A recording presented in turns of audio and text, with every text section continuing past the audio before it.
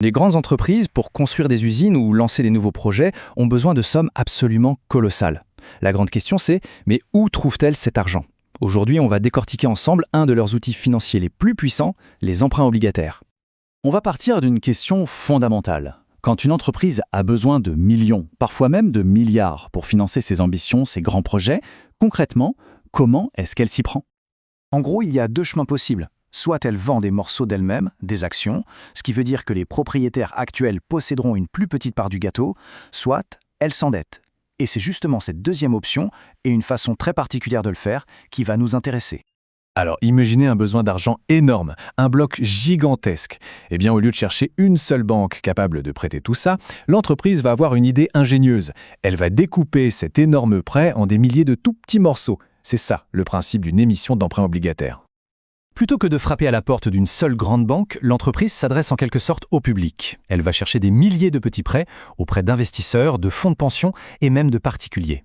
L'avantage, c'est que ça lui permet de lever des sommes faramineuses, bien plus qu'une banque seule ne pourrait jamais lui prêter.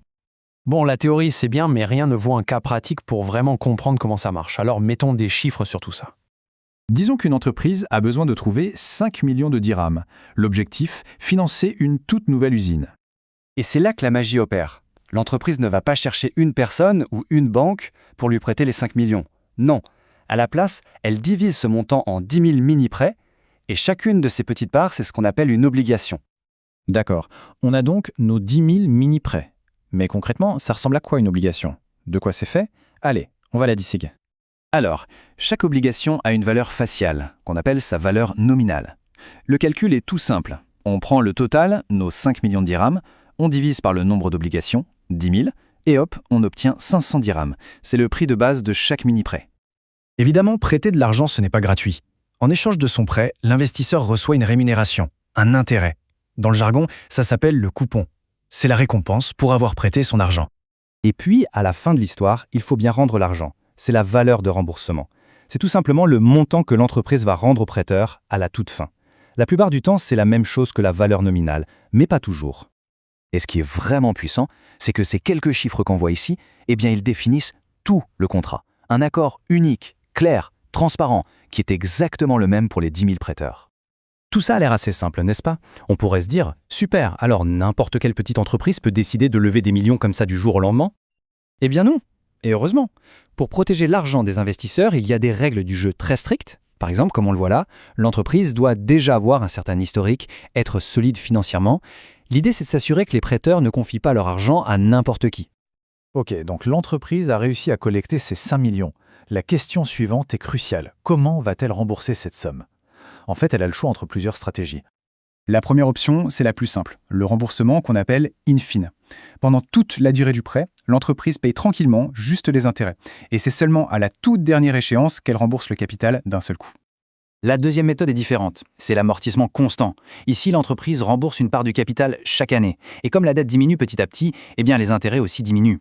Résultat, le paiement annuel total est de plus en plus léger au fil du temps. Et la troisième option, elle, va sûrement appeler quelque chose à celles et ceux qui ont un crédit immobilier. C'est l'annuité constante. L'entreprise paie exactement la même somme chaque année. Au début, cette somme sert surtout à payer les intérêts. Puis, au fur et à mesure, la part qui rembourse le capital devient de plus en plus importante. Pour que tout ça soit bien clair, le mieux, c'est encore de visualiser un de ces plans en action, avec des chiffres. On va reprendre notre exemple et lui appliquer la deuxième méthode, celle de l'amortissement constant. Ça veut dire que chaque année, l'entreprise va rembourser un morceau fixe du capital, 1 million de dirhams, ce qui correspond au remboursement de 2 000 obligations sur les 10 000 qu'elle a émises. Ce tableau est vraiment très clair. Regardez bien la première année. La dette est de 5 millions, donc l'entreprise paye 500 000 d'intérêts. L'année suivante, comme elle a déjà remboursé 1 million, la dette n'est plus que de 4 millions. Et hop, les intérêts tombent à 400 000. On voit parfaitement la dette et les intérêts qui fondent année après année. Et voilà, on voit comment un prêt qui paraissait énorme et complexe est en fait remboursé de façon très méthodique, très prévisible, jusqu'à ce que le compteur revienne à zéro à la fin de la 5e année. Donc, si on devait résumer l'essentiel, l'emprunt obligataire, c'est vraiment un outil financier qui permet de transformer un besoin de financement gigantesque en des milliers de petits prêts. Le tout avec des règles du jeu qui sont claires et connues à l'avance, que ce soit pour l'entreprise ou pour les prêteurs. Jusqu'ici, on a vu toute la mécanique du point de vue de l'entreprise qui emprunte. Mais ça, ce n'est que la moitié de l'histoire. Une question tout aussi importante se pose, et c'est celle qui s'affiche. Pour la personne qui prête l'argent, pour l'investisseur, est-ce que c'est une bonne affaire?